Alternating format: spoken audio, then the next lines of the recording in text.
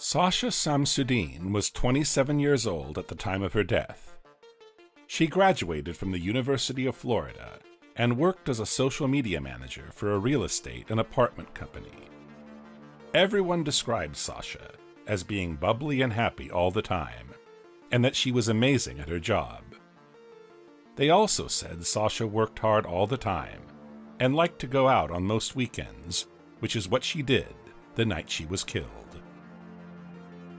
On October 17, 2015, Sasha and a group of her friends went to the Attic nightclub.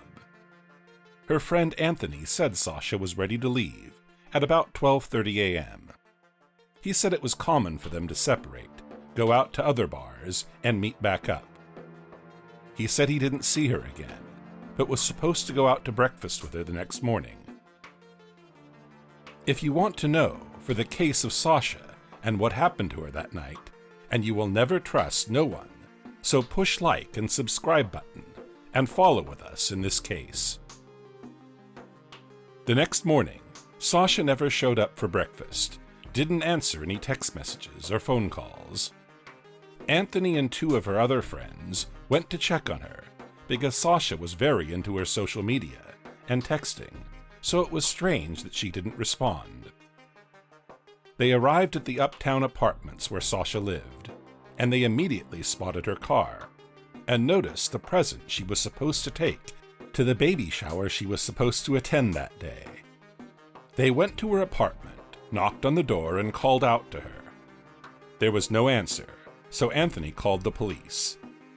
In his 911 call, he said he wanted to report a missing person and that they had called all the hospitals, jails, etc., and couldn't find Sasha.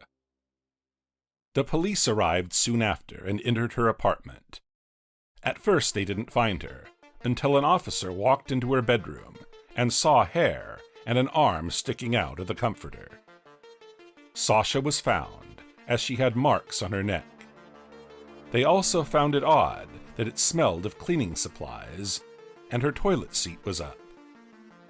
Sasha lived alone, but they did find fingerprints on the toilet seat lid. Investigation. The police found security cameras on all floors of the apartment building. There were cameras in the halls and near the exits. They also took the security footage from the street cameras. Sasha would have had to walk 10 blocks home on Orange Avenue, which is the downtown strip of road in downtown Orlando. They also interviewed the security guard from the apartment complex who was on duty the night Sasha died. His name was Stephen Doxbury. He said he saw Sasha that night because she was trying to get into the building. He said she didn't have her cell phone or key fob and couldn't remember her code to get in. He said she wasn't very well, but asked him to walk her to her car to see if her things were in there. He said they walked out, but then she remembered her code, but it still didn't work. He said he had to get back to his work, but she must have gotten in behind some other residents, and he didn't see her again. The police turned to the security tapes. They started with the Attic nightclub and found Sasha walking home. She stood out because she was wearing white pants and a purple shirt. Sasha in her apartment complex the night she died. Sasha was stumbling, appearing to be drunk, but she was alone. She is then seen running but disappears. Sasha is seen 6 seconds later, but she's with 2 women. The police put out pictures of Sasha and the 2 women to see if anyone will come forward. 2 women do come forward and say that they helped Sasha, who was by herself walking. They said they helped her because they heard some men trying to talk to her, and they were scared for her. They said she didn't have her ID or cell phone, so they offered her to share their Uber. They said once Sasha saw that they were at her apartment, she leapt out of the car and they didn't see her again. Next, Sasha is seen at 1:46 a.m. going to her apartment. Another man, who turned out to be a concerned resident, asks her if she's okay, and she replies yes. He is not seen again on the tapes, ruling him out. She's seen again at 2:06 a.m. and is running again. The security footage in the apartment has audio, so Sasha is making a lot of noise with her shoes. She's seen again at 2:25 a.m., but she's not alone. The security guard, Stephen Doxbury, is with her. They are seen walking to and from the garage, like he told the police. As of right now, his story checked out. There's a lot of noise on the tape, but you can hear when Sasha says she's okay, as well as her flip-flops. Autopsy. Sasha's cause of death was strangulation, which was obvious to the police right away. They also found foreign male DNA on Sasha's body and on the toilet seat. Suspects. The police interviewed Sasha's 2 ex-boyfriends because strangulation is usually a crime of passion. The first man is named Taylor, who is a bartender. He said he and Sasha were never exclusive, but said they still talked. He said he was at work until 9:30 p.m. that Friday night. He also let them take a DNA sample, and he was ruled out. The next man they interviewed was named Ben. He was a suspect because Sasha texted him at 5:12 a.m., which was her last message sent. It read, Ben.